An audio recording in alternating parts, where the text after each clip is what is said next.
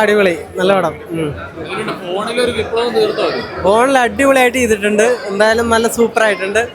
First ഹാഫിലും നല്ല second ഹാഫാണ്, നല്ല super ആയിട്ടുണ്ട്. എനിക്ക് ബോറടി ഒന്നുമില്ല, നല്ല സൂപ്പർ ആയിട്ടുണ്ട്. സെക്കൻഡ് ഹാഫ് സൂപ്പർ, നല്ല രസമുണ്ട്. വളരെ നല്ല എക്സ്പീരിയൻസ് ആയിരുന്നു, അടിപൊളി മൂവി ആയിരുന്നു. നമുക്ക് ഇപ്പോഴത്തെ ഒരു കാലഘട്ടത്തിനനുസരിച്ചിട്ടുള്ള ഒരു മൂവിയാണ്. പിന്നെ എന്താ പറയാ, പുതുമുഖങ്ങൾക്ക് അവസരം കൊടുത്തു. പിന്നെ തികച്ചും ഐഫോണിലൊക്കെ ഇത്രയും വലിയൊരു രീതിയിൽ ഒരു പടം ഔട്ട് ഉണ്ടാവുമെന്നൊന്നും സ്വപ്നത്തിൽ പോലും പ്രതീക്ഷിച്ചില്ല. റീസെൻ്റ്ലി റിലീസായിട്ടുള്ള 2 പടം പോയി കണ്ടിട്ട് ഉറങ്ങിയ ആളാണ് ഞാൻ, വളരെ ഫേമസ് ആയിട്ടുള്ള പടങ്ങൾ. പക്ഷേ ഇതിൽ ഒരു സെക്കൻഡ് പോലും നമുക്കിങ്ങനെ എപ്പോഴും ഒരു ക്യൂരിയോസിറ്റിയിൽ ഇങ്ങനെ നോക്കിയിരിക്കുകയായിരുന്നു. പിന്നെ ഡയറക്ടർ ബ്രില്യൻസ് എല്ലാം അടിപൊളിയായിട്ടുണ്ട്.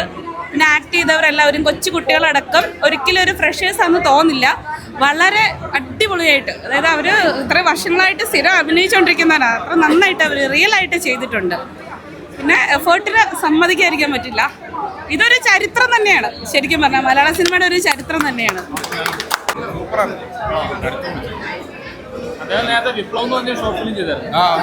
അത് ഞങ്ങള് കണ്ടാറ് ചിലപ്പോ തരംഗാവും അതിനേക്കാൾ. ഇല്ല, ആ ഒരു ഫീലിങ്സ് വരുന്നത് നല്ല രീതിയിലാണ്. കുഴപ്പമില്ല, നമ്മള് നല്ല രീതിയിൽ എൻജോയ് ചെയ്തിട്ടുണ്ട്.